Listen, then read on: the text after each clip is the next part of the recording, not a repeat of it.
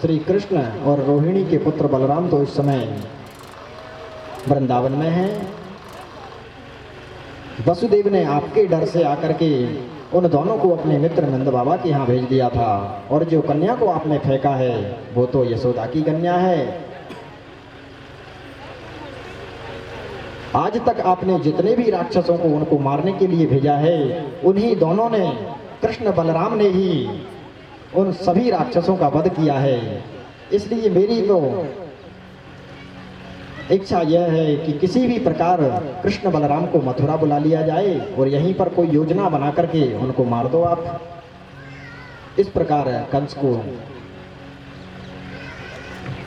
देवर्षि नारद ने कहा तो महाराज कंस कहने लगे, बात तो सत्य है, मेरे साथ धोखा हुआ है। महाराज कंस ने उसी क्षण देवकी और वसुदेव को पुनः कारागार में डाल दिया।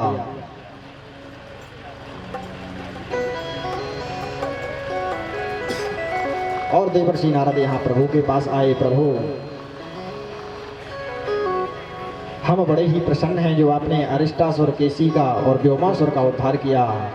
अब बहुत जल्दी ही मैं आपके हाथों कंस को भी मरा हुआ देखूंगा। पर कन्हैया ने कहा, देवर्षि, इस विषय में हमने अभी कोई योजना नहीं बनाई है।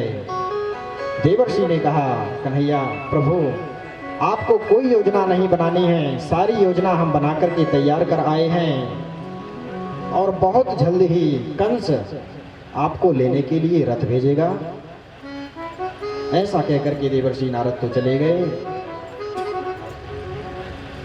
इधर महाराज कंस अक्रूर जी के पास आए और कहने लगे, अक्रूर, इस समय तू ही मेरा सबसे हितैषी मित्र है,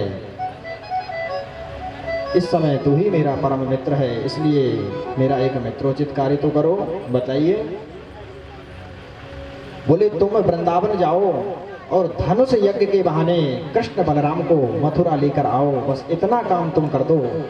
इसके बाद तो फिर मैं उनको यहाँ पर मरवा ही दूंगा।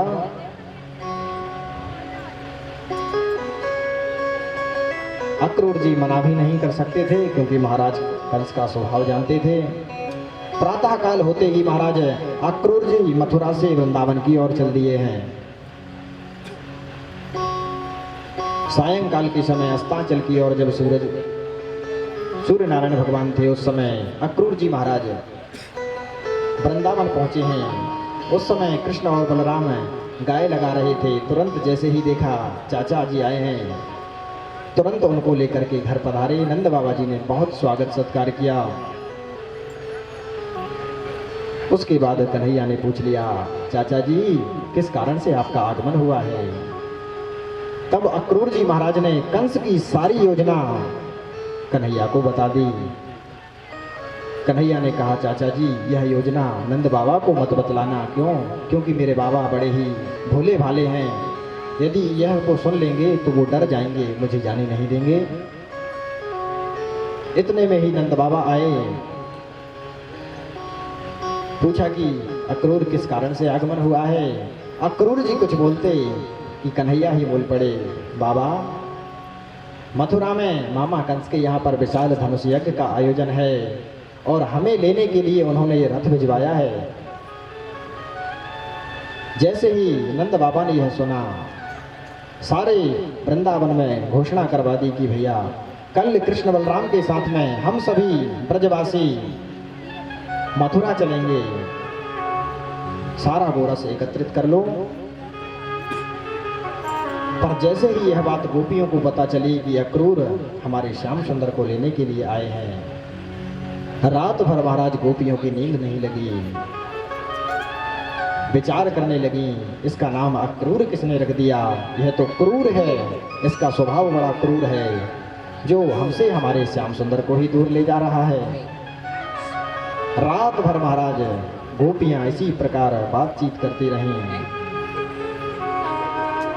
प्रातः काल जैसे ही हुआ, सभी ने अपने अपने सामान को एकत्रित करके मथुरा की ओर चल दिए। कृष्ण बलराम भी अक्रूर जी के साथ रथ पर सवार हुए।